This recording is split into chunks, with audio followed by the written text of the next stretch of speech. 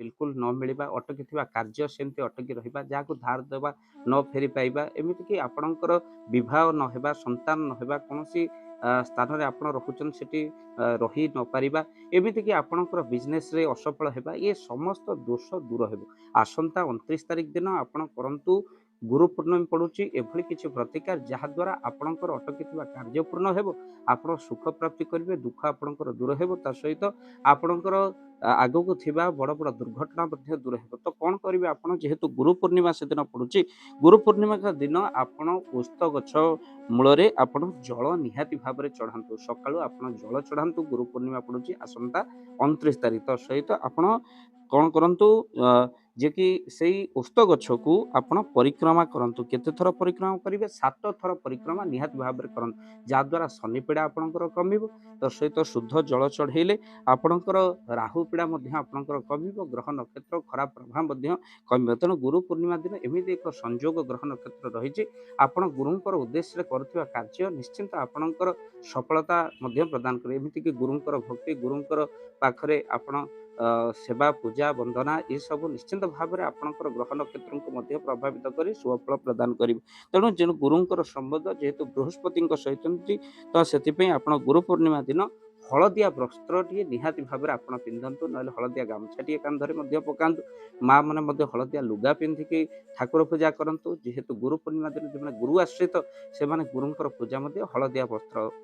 निश्चिंत पिंधतु गुरु को वस्त्र आप निहाती भाव में दान प्रदान करूँ गुरु को भोजन आप दिंतु तो सहित गुरुंकर नाम मंत्र जप करूँ जहाँकि आसन 29 तारिख दिन पड़ुଛି पवित्र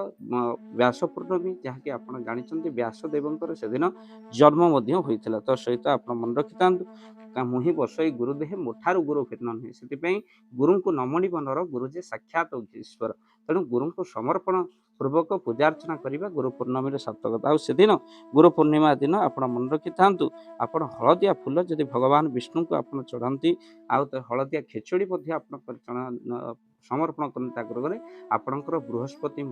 आपणकर कृपा आपण करेंगे सुख शांति आपको निश्चिंत भाव में मिल तो सहित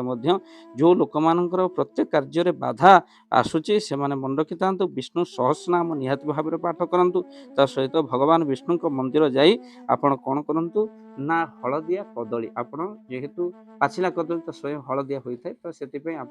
कदली कौन करूँ ना हलदी वर्ण हो बृहस्पति रंग तेणु आप किसी मंदिर पाखे हल जो कदली को बांटी दिंतु ना किसी हलदी पकेट आप बांटी दिंतु तो सहित मन रखि था आपणकर कार्य बाधा दूर हो तो गुरु पूर्णिमा दिन आप मन रखि था किसी हरड़ डाली कि मुग डाली आपण पक्षी मान खाइबा दिंतु 12 वर्षर छोट पिला ब्राह्मण पिला हो कि असहाय पिला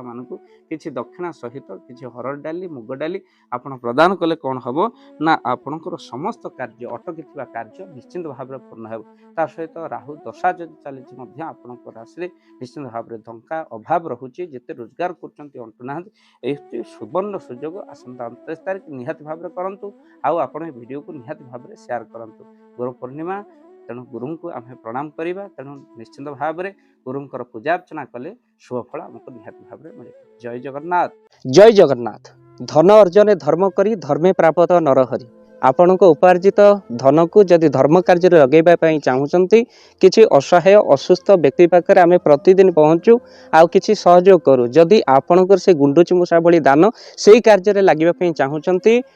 स्क्रीन रे चली ए नंबर रे एबे कॉल करंतु आमे दबु आपन को फोन पे नंबर आपनकर जेतिकी समर्थ रही सामर्थ्य अनुसार आपण प्रदान करिवे आपनकर अर्थ राशि एबे आपण जानि के आनंदित हेबे